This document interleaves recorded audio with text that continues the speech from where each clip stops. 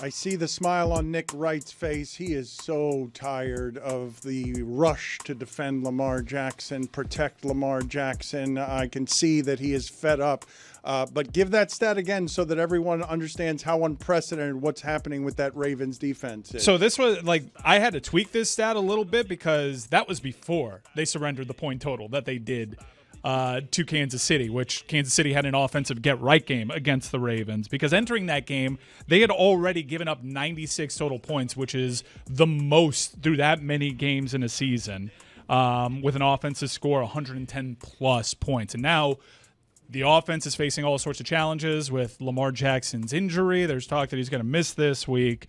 So that defense has a lot of issues right now, Dan. And it's weird because they have the talent. Yes, they've had injuries, but they've had, historically, over the last few years, Baltimore's had to navigate through plenty of injuries, and they haven't had the same kind of challenges that they've had this year. That's Stat of the Day, presented by Amazon Prime Video. Thursday Night Football is on. The San Francisco 49ers take on the Los Angeles Rams. Coverage begins Thursday at 7 p.m. Eastern, only on Prime Video. You say that, Mike, but last year their defense was the healthiest in the league, missed the fewest games, and this year they're lacking the health more than any other team in the league. But, Nick, what are your thoughts here? You saw the get-right game that your beloved Mahomes had against one of the worst defenses ever seen and the worst one statistically in the sport this season.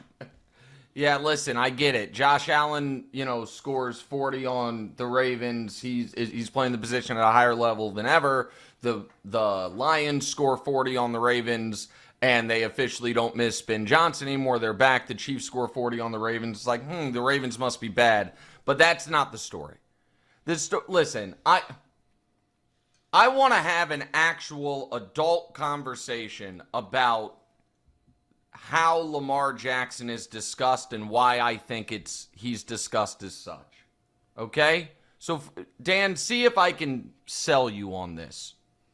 Because there is a bit of the enemy of my enemy is my friend here, which is when Lamar was coming out of school, while Bill Polian got the face of it because he said he should be a wide receiver or whatever, the loudest and most ardent Lamar Jackson skeptics, most of them were bad actors. I'm not calling Bill Polian that.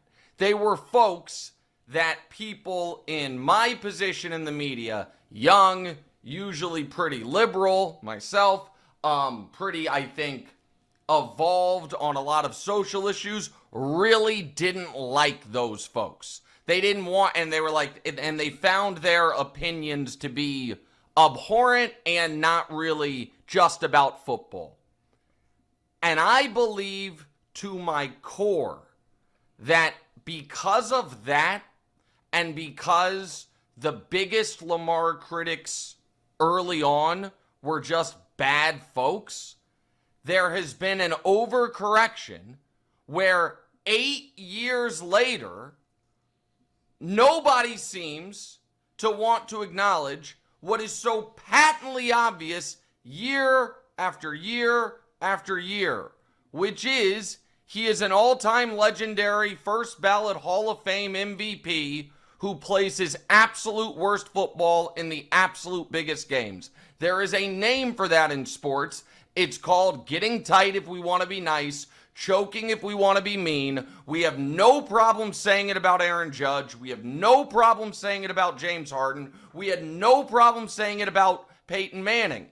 But because Lamar, for some reason or another, we are still fighting this old battle of can he be a quarterback? Folks don't want to cede any ground.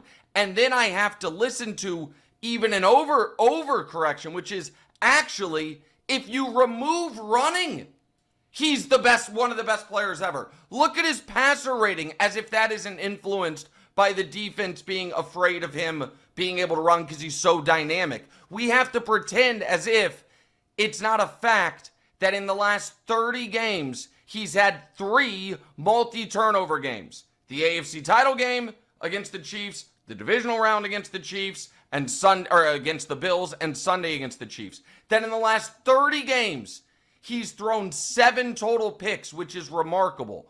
4 of which were regular season picks that hit his receiver in the hands, and the other 3 were just awful, awful decisions that were in the AFC title game, the divisional round game, and Sunday against the Chiefs.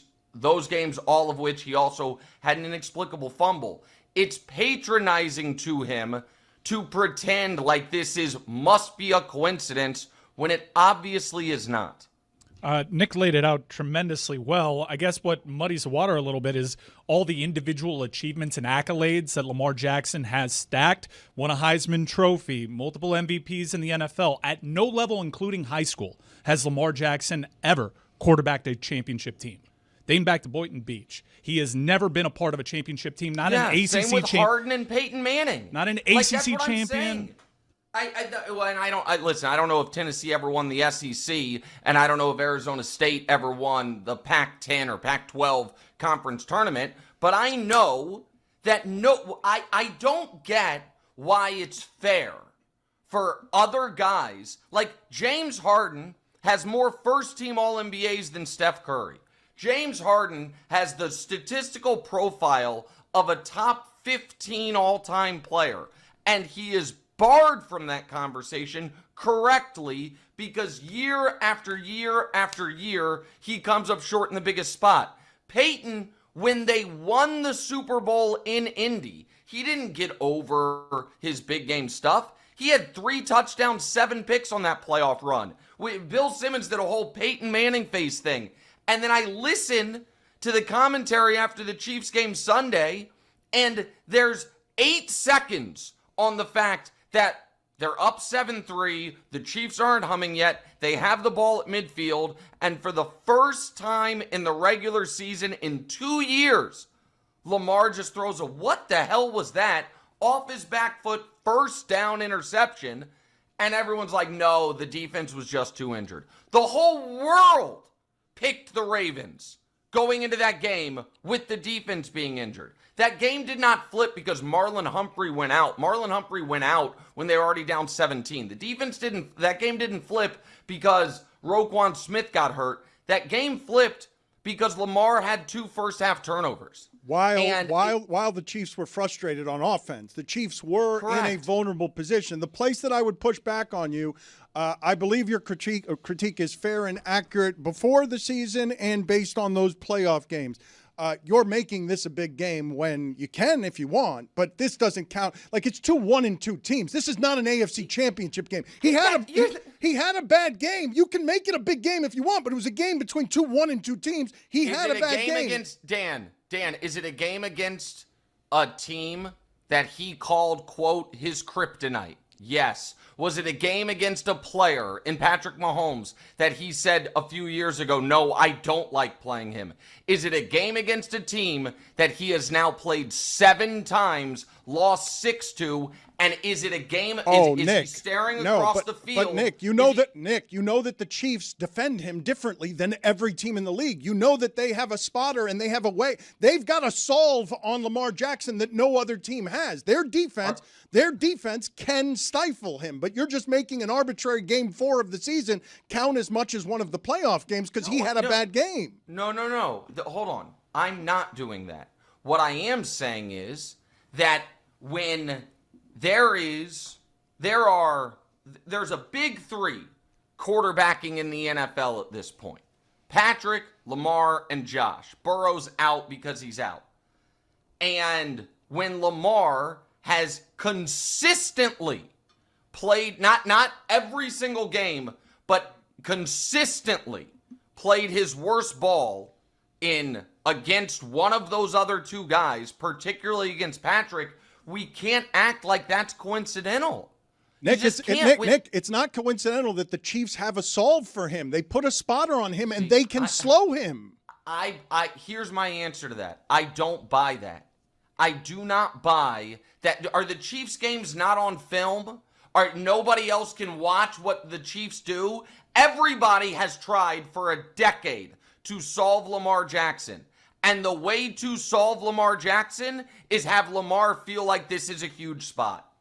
That's how you, and so we're not going to pretend like when Brady and one of the most famous Brady Manning games ever was a regular season game. But Nick, when Belichick went for the fourth down. You have him losing to Josh Allen in game 1. That wasn't his fault. No. I'm not putting that on him But you're at saying all. the He played games well against in that you're game. saying the games against Josh Allen and Patrick Mahomes. The last one he had against Josh Allen, he had him beat. Let me also Right, provide some more stats because it's not just the Chiefs. He has 5 losses in the playoffs. Here are the Ravens' point totals in these games. In Lamar's playoff debut, they scored 17 points. They lost to the Chargers. 12 points against the Titans. 3 points against the Bills, 17 points against the Cincinnati Bengals, 10 points against the Kansas City Chiefs. When the opponent scores more than 20 points in the playoffs, Lamar Jackson does not win those games historically. Hold on. So I think we might be leaving the Bengals one. I think was Huntley playing, just to be fair. But I think we're also leaving one out. What is true is this: in 4 of his 5 years in the postseason, the single fewest points the Ravens scored all year was in their playoff game. They've played the Chiefs in the playoffs once. It's not that the Chiefs have a solve for him. Like, I don't, and you can, and no, I want to be very clear.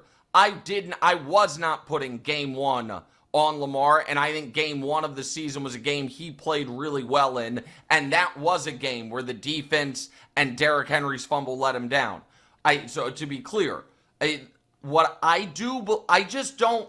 The bigger question I have is, why on earth am I and seemingly Shannon Sharp on an island on this? Why is it is such a patronizing protectionism? And I've got to deal with people I really like and respect. We joke, but I adore Mina Kimes as a human being and have massive respect for her football knowledge. Massive respect. I went on her pod this offseason and I referenced the Ravens playoff game, and she just said, like, matter-of-factly, Lamar was not bad in that game.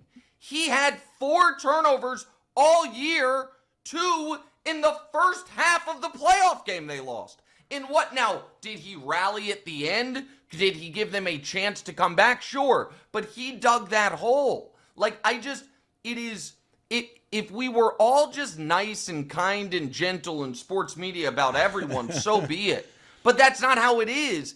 And so it feels to me like there is, and people also do this thing. They're like, well, all these Bills and Ravens are these all-time team stats, and Josh and Lamar are these all-time player stats, but haven't made a Super Bowl. That's actually a Patrick Mahomes compliment.